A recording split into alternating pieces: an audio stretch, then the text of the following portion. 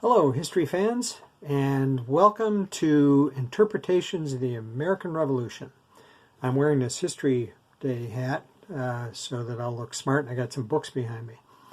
So one of the interpretations on the American Revolution is that the French and Indian War are the main cause of the war. Remember, historians usually say that there's a number of causes, but they argue about which ones are the most important. So the French and Indian War was an important cause for three reasons.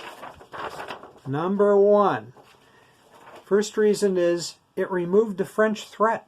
So the American colonists didn't feel like they needed to go along with the British. Secondly, whoops, got my audio-visual aid here. Secondly, the war caused a high debt, and the British had to pay that debt off. In order to pay the debt off, they needed money. They put on taxes. That didn't sit well with the colonists. And third, the British had new territory, so they decided to send troops over. And the troops needed to be paid for, so they put taxes on the colonists. And also the colonists hated having soldiers around. It meant that they weren't as free as they thought they should be.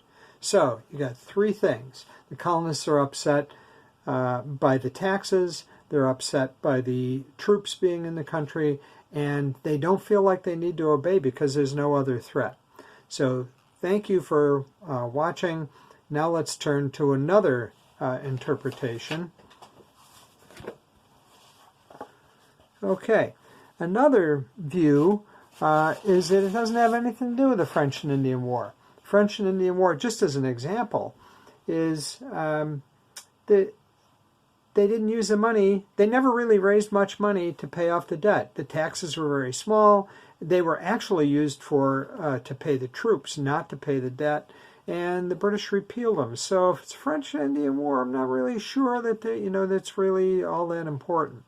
What is important is that the British made mistake after mistake. So first, they did a lot of them, so I'm just giving you some examples. First, they put in the Sugar and Stamp Acts, which they knew ahead of time the colonists would not like. They only wanted to be taxed by their own legislatures. So that's kind of foolish to put it on when you know the colonists are going to be upset. Second, they allowed the quartering of troops. That is, the troops had to be fed and housed, not necessarily in homes, but in buildings in colonial towns. And that really upset the colonists, and the British really were pretty short-sighted to do it. When they repealed the Stamp Act, that was reasonable. Like, okay, this isn't working out, let's repeal it. And then they put on the Townshend duties. So that really wasn't very smart of them.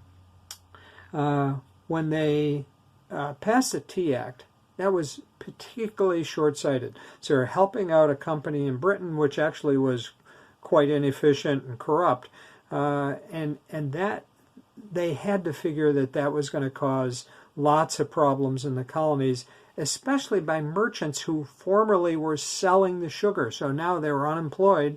These are people with money and influence, and of course they influence people. They had the Tea Party. The British got upset by that and then made their next big mistake, which was punishing a whole colony for a group, admittedly a group, not a small group, but it wasn't the whole colony, and they punished the whole colony. If you ever get to be a teacher, don't punish a whole class when one person or a couple people do things. You only punish them. So that didn't work out too well. The coercive acts were counterproductive. Overall, the British could have compromised, but they were just too arrogant, and they got what they were asking for, revolution. So that's it. You've learned about that there are interpretations and people disagree, so now you need to think about which of these makes more sense. Thank you for watching. Bye-bye.